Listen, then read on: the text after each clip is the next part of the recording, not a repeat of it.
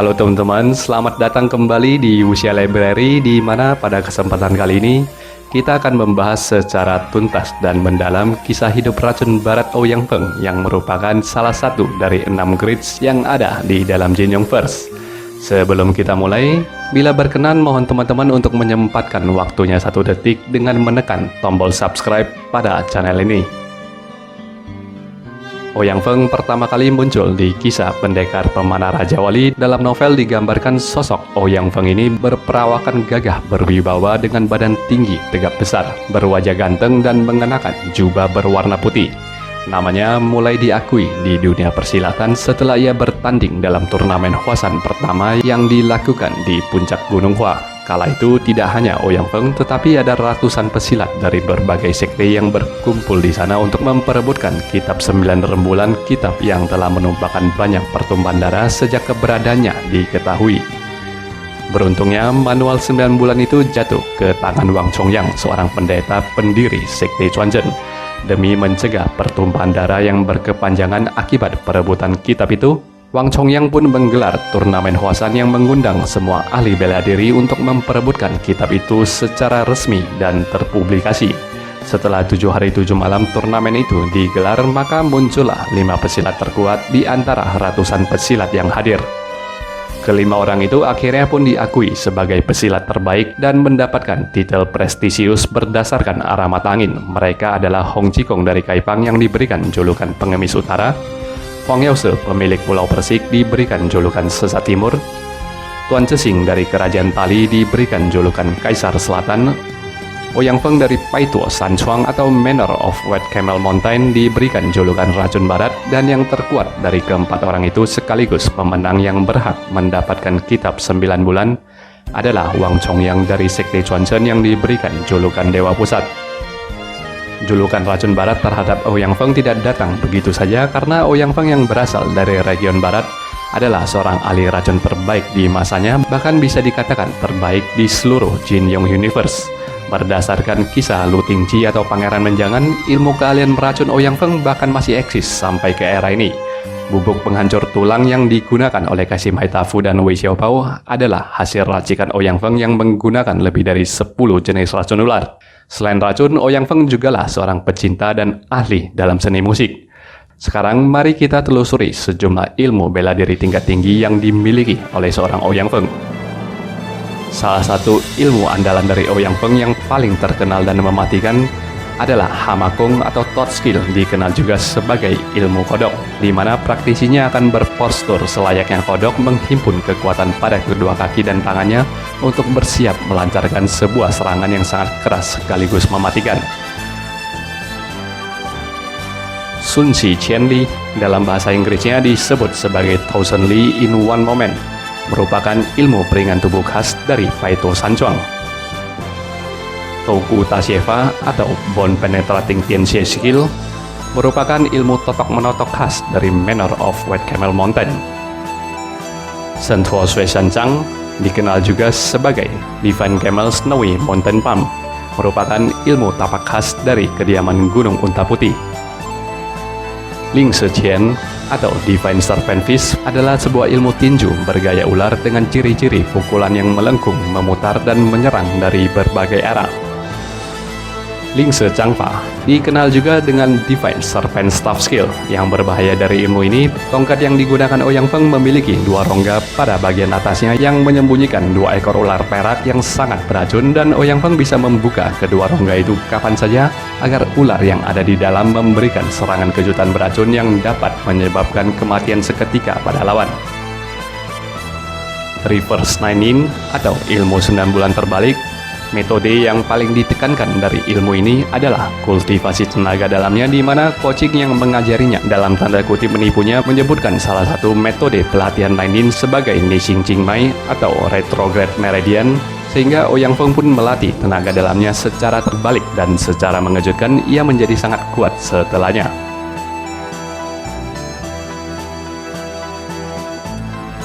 Ouyang Feng bisa disebut sebagai orang yang sangat menyukai bela diri. Ia mendedikasikan seluruh hidupnya untuk hal tersebut. Justru dari kecintaannya itu, ia menjadi terobsesi secara berlebihan untuk menjadi orang nomor 1 di Jianghu. gagal memenangkan kitab 9 yin di Hwasan Lunchen pertama tidak membuatnya menyerah, dan beberapa tahun setelah itu, saat ia mendengarkan kabar Wang Chongyang yang sudah mendekati ajalnya memberikannya harapan. Ia pergi ke Gunung Chongnan dan mengintai hingga hari Wang Chongyang tutup usia. Setelahnya ia pun muncul dan merebut kitab 9 yin dengan mengalahkan Zhou Putong dan semua murid Chuan Zhen. Namun ia dikejutkan oleh Dewa Pusat yang keluar dari peti mati dan menyerangnya dengan ilmu jari matahari yang membuatnya terluka parah dan kehilangan kekuatannya dalam jumlah yang besar. Setelah kembali ke kediamannya di Gunung Unta Putih untuk memulihkan diri, sekitar hampir 20 tahun kemudian, Ouyang Feng kembali menginjakkan kakinya di Jianghu dengan tujuan yang sama. Ia membawa keponakannya Ouyang He pergi ke Pulau Persik untuk melamar Huang Rong sekaligus mengincar Ciwin Chengqing yang dimiliki oleh Sesat Timur. Acara pelamaran itu tidak berjalan mulus karena Hong Zhikong juga melamar Huang Rong untuk muridnya Guo Qing, sehingga terjadilah pertempuran di antara ketiga grades lewat adu tenaga dalam yang disalurkan melalui permainan musik. Untuk yang pertama kalinya, Guo Qing melihat dengan mata kepalanya sendiri betapa tinggi dan saktinya ilmu ketiga orang ini.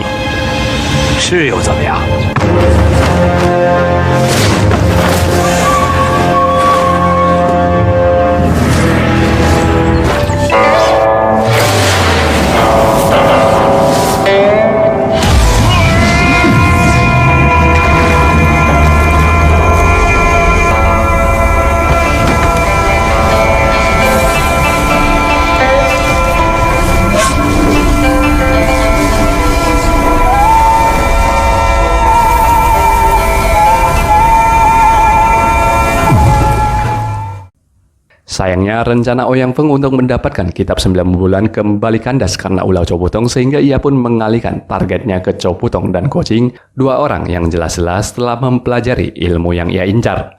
Ia mengajak bocah tua nakal bertaruh dalam membunuh ikan hiu, dan secara mengejutkan Ouyang Feng menang berkat racunnya yang sangat mematikan.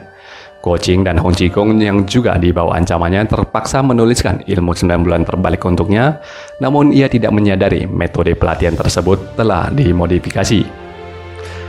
Saat Ouyang Feng membakar kapalnya untuk mencelakai Guo Qing, Hong Zhikong kembali beradu ilmu dengannya. Walau keduanya seimbang, Ouyang Feng memanfaatkan situasi Hong Zhikong yang ingin menolongnya dengan melakukan serangan dadakan dari tongkat ular beracunnya yang diikuti dengan pukulan hamakongnya, sehingga ketua Kaipang ke-18 itu pun menderita luka berat.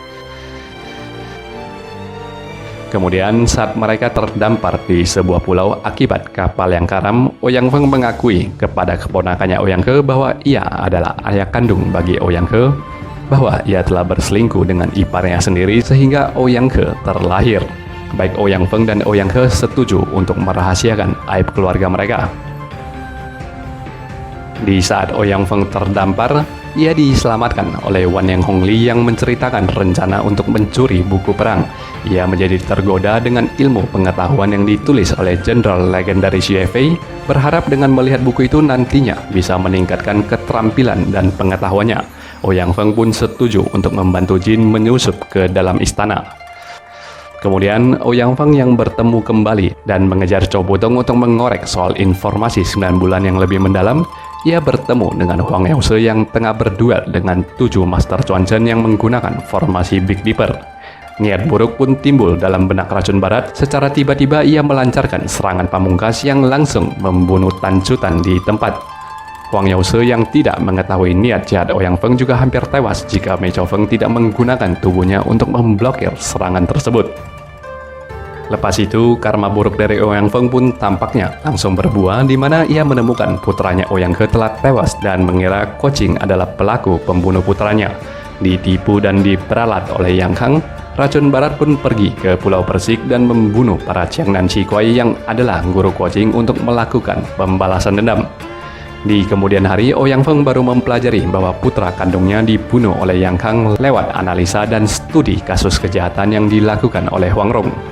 Sejak saat itu, Huang Rong pun ditawan oleh Ouyang Feng yang memaksanya untuk membantunya memahami ilmu 9 bulan. Tanpa ada kecurigaan, Racun Barat melatih meridiannya secara terbalik, namun secara mengejutkan juga kekuatannya meningkat dengan pesat. Ia muncul di turnamen Hwasan kedua mengalahkan Guo Qing, Huang Yaose, dan Hong Zhikong, mengukuhkan dirinya menjadi pesilat nomor 1. Sayangnya, seiring dengan obsesi dan impiannya yang telah tercapai, Ouyang Feng menjadi gila karena pelatihan Nainin secara terbalik itu juga merusak mental pikirannya, ditambah lagi dengan Huang Rong yang begitu pintar dalam memaparkan kata-kata yang mengacaukan akal sehatnya, sehingga Ouyang Feng pun menjadi bertanya-tanya siapakah dirinya. "Ni是 Ouyang Feng, 那我是谁呀? 你是 Ouyang Feng, 那我是谁呀?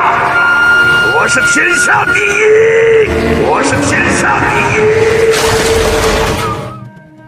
Kegilaan Ouyang Feng adalah satu hal, namun sosoknya sebagai seorang ayah yang sangat mengasihi anaknya adalah hal yang lainnya. Bertahun-tahun setelah Huasan Lunchen kedua saat bertemu dengan Yang Kuo, Ouyang Feng tidak mengira ia bisa menyukai anak berumur belasan tahun itu dengan cepat.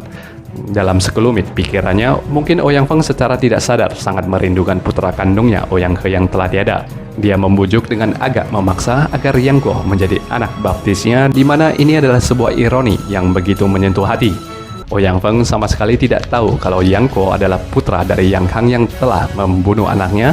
Sebaliknya, Yang Kuo juga tidak tahu akan kisah masa lalu ayahnya. Jalinan takdir yang ditulis oleh Jin Yong ini seakan menunjukkan bagaimana Yang Kang telah menebus kesalahannya pada Ouyang Feng melalui putranya Yang Kuo.